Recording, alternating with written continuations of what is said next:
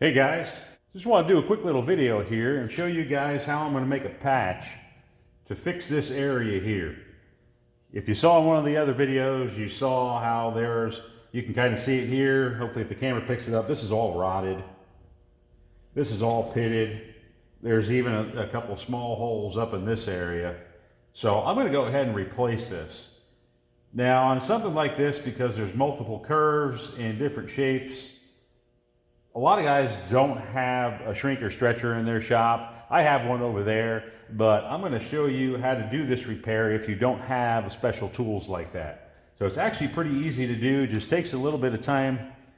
Go slow, measure, mark, and don't cut anything out until you've test fit everything. So what I did was, we need to make this in two pieces. We're going to need a piece back here with this return on it, and then we're going to need a piece for here that just wraps over this edge because we have a bunch of pitting here.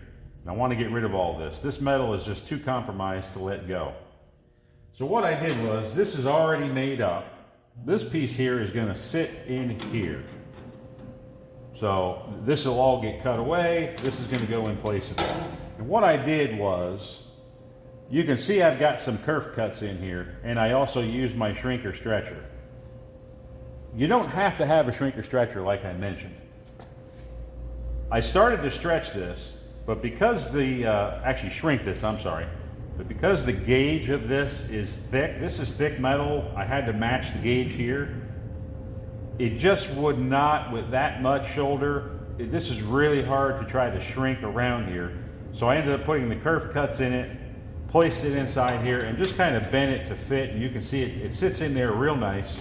So that is going to be this back wall with about that much onto the flat area here. What I'm going to show you how to make is to make the flat area with a return that wraps around here. And how you do that is you're going to start out, I scribed a line where this piece ends. I'm going to take a piece of tape. You're going to run your tape on that edge, and you're going to run your tape off of here. And then you're going to come in and you're going to cut that tape with this face. You're going to end up with a piece of tape, and it's kind of crude, but you'll end up with a piece of tape that looks like this. So there's the shape. It kind of tapers in. I laid it on a piece of steel. And you'll notice I put my lines farther out. And the reason that is, I need a return. We need this to come down. If we were to cut this as a smooth line, even with that tape, we would be on the edge and we would not be able to wrap this around. I want to wrap around this corner here. There's a radius right here. So you put your piece of tape on a piece of steel, that's the same gauge of what you're working on, and you cut it out larger. Then you end up with a piece of steel like this. So you can see here, there's a piece of steel. You then want to take the piece of steel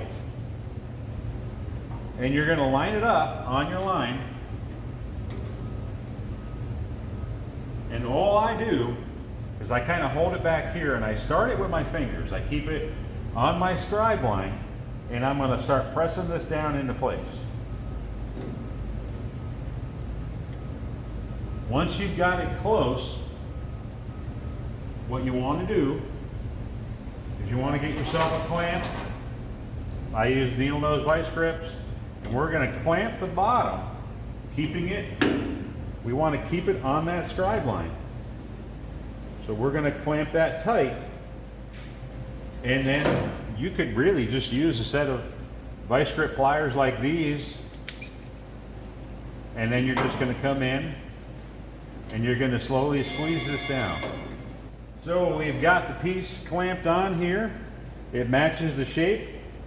You take a scribe and you're going to scribe the line where we're going to fold this piece over. So we just put a scribe line on the back. I'm going to do this kind of crudely for you here. So now that we have our scribe line, we can take this piece off of here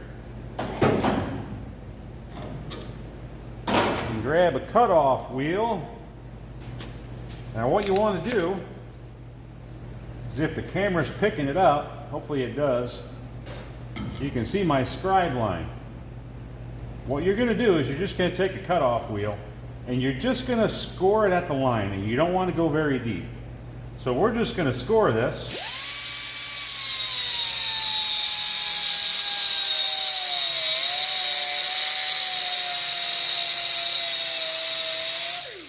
And we're just putting a little line on there. I did not press very hard. That's not very deep at all. You put the piece back on, line it up with your marks, clamp it in place,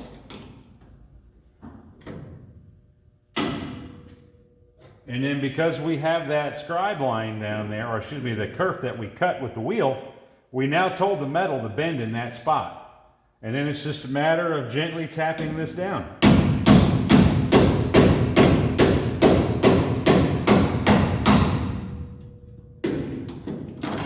I'll make my clamp a little tighter here.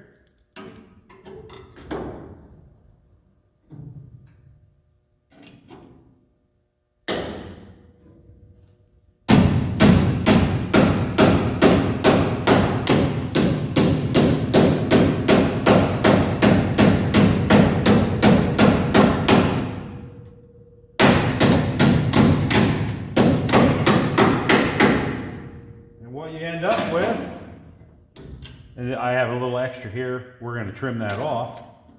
If you can see it on the camera, as I turn this around, you can see we now have this radius on here. This will go on here. This other piece will get welded into here. And when we're done, these two pieces will make up a repair that kind of looks like that. So you can see we have this whole foot area here of the lower A-pillar, and we're coming up top on here, getting rid of all the rust and pitting in here. So that's kind of the easy way to do it. You know, you'll weld all this, get everything real nice, you can smooth it all out, and then lay the whole thing on here, scribe it out, cut it. And one thing you want to keep in mind is when you put this on here, you're going to scribe the part, you're going to scribe the car, cut to the bottom side of the line, because you have to remember that once you cut this metal away, this piece is going to drop down farther. So the width of my cutoff wheel is about the same width of this steel here, so that'll work out perfectly. Hopefully this showed you guys it's pretty easy to make a repair when you don't have a lot of specialty tools and you have a little bit of an intricate area where you need to make something. So when I'm all done here and I get this all together, we'll do another video. Again, there's the piece. We'll do another video and we'll show you what it looks like. Stay tuned.